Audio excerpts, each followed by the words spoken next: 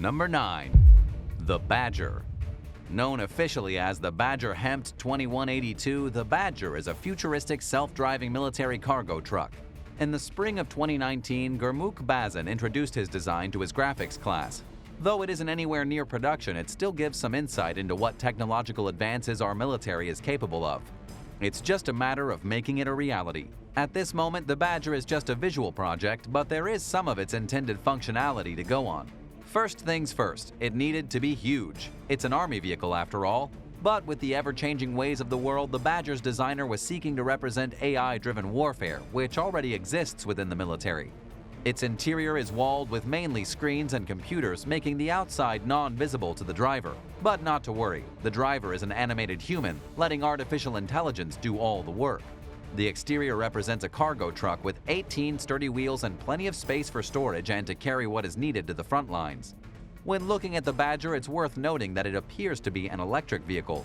Looking behind the cab on the driver's side, a stack of batteries can be seen. It would be the most logical explanation because the vehicle is AI. However, it can't be confirmed. Number 8. A-10 Thunderbolt II Warthog. The A-10 Thunderbolt II was created by the Fairchild Republic for the United States Air Force. It was nicknamed Warthog for its rugged looks. Some were even known to have sharp teeth painted near the tip of the aircraft's nose. Its first flight was on May 10, 1972. The Warthog is a twin-engine jet subsonic aircraft and is the only U.S. Air Force aircraft that was designed solely for close air support to ground forces. Its ailerons are larger than most other aircraft, which results in the Warthog being capable of maneuvering at low speeds and altitudes. The Warthog comes equipped with an intimidating 30mm GAU-8 Avenger Gatling nose gun. It makes up to 16% of the aircraft's weight. It was made to fire incendiary rounds that were highly explosive and depleted uranium ammo that was designed to pierce through body armor and can fire the ammo up to 3,900 rounds per minute. The aircraft can take hits from explosives and armor-piercing ammo that measure up to 23mm. It was built to stay in combat zones for a long period of time, as well as work in low ceiling and visibility conditions. Pilots are also protected by a 1,200-pound titanium armor bathtub, which in turn keeps the flight control system safe. And for added protection, many of the A-10 models have a false canopy painted on their belly. This confuses enemies about the actual altitude of the aircraft. The Warthog is also able to fly with one engine. It is built with two, one tail and half of one wing missing. This machine was truly made to last. With over 8,000 A-10s going to combat, a mere 5 were destroyed. 20 of those had moderate damage from battle, and only 45 came back with damages that had to be repaired. Number 7. The Landing Aircraft Cushion. As an over-the-beach transport vessel, the Landing Aircraft Cushion LCAC can carry a 60 to 75-ton payload. It can transport weapon systems, equipment, and personnel from ship to shore. An LCAC has many advantages. High speeds enable them to carry heavy payloads like an M1 tank. LCAC can deliver more forces in a shorter time, requiring fewer trips. In contrast to conventional landing aircraft, this vehicle can reach more than 70% of the world's coastline with its air cushion. The LCAC was designed in response to the need for a landing craft that transported artillery, troops, combat vehicles, tanks, and other combat support equipment across beaches. LCAC operates in waters of any depth without regard to underwater obstacles, shallows, or adverse tides. With its air cushion, it can move inland over obstacles of up to 4 feet, regardless of topography or terrain. Wet snow, ice-covered shorelines, mudflats, dunes, ditches, marshlands, and riverbanks all show this nature. Disembarking equipment such as trucks and track vehicles can be sped up by ramps located forward and aft. LCAC is a breakthrough in amphibious warfare technology. By using this system, amphibious assaults can be launched from over the horizon, minimizing risks to ship and personnel while making it more difficult for the enemy to predict an assault's location and timing.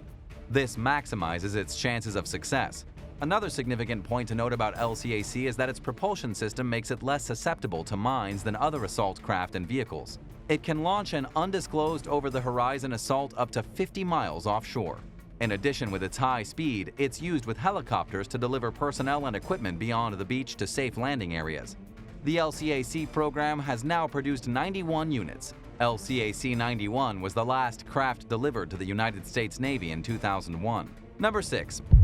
Marauder. The Marauder, also known as the Gentle Giant, is primarily used for keeping the peace and its occupants safe. Despite that, it still comes equipped with the most modern features an Army recon can ask for. It debuted in 2007 and was made by the South African Paramount Group. Their interests lie in global defense and peacekeeping, but can still pack a powerful punch when necessary. The Marauder is armored and mine-protected and was said to survive a detonation of 155mm high-explosive airburst, making it nearly indestructible. It can be fitted with medium to light-caliber machine guns, missile launchers, cannons, and even mortar-firing devices.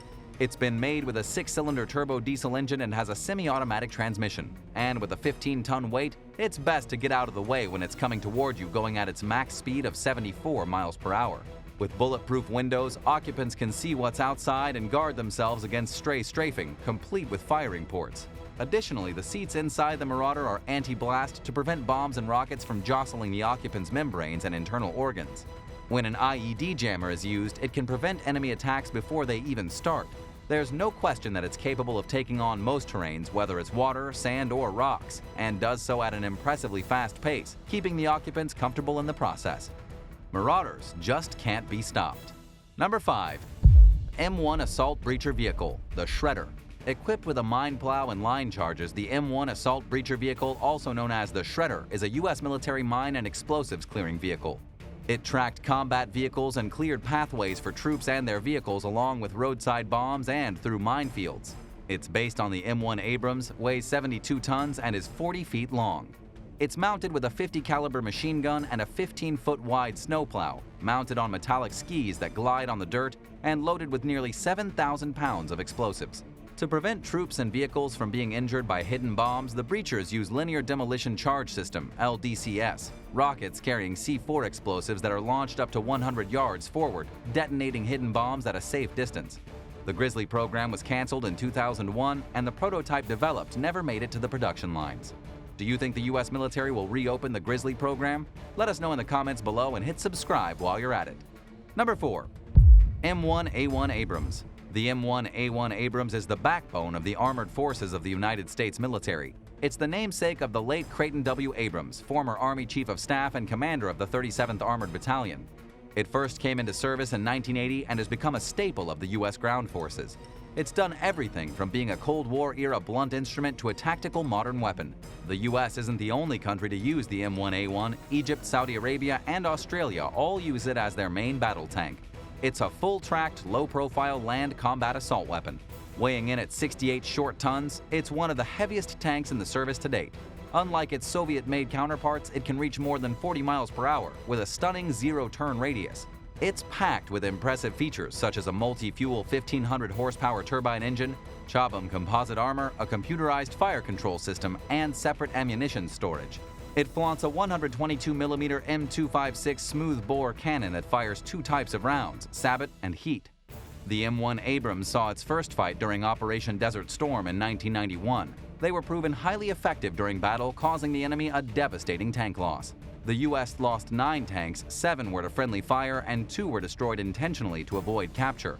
As of today, it remains the main tank on the battlefield in the U.S., making it one of the most successful tanks of all time.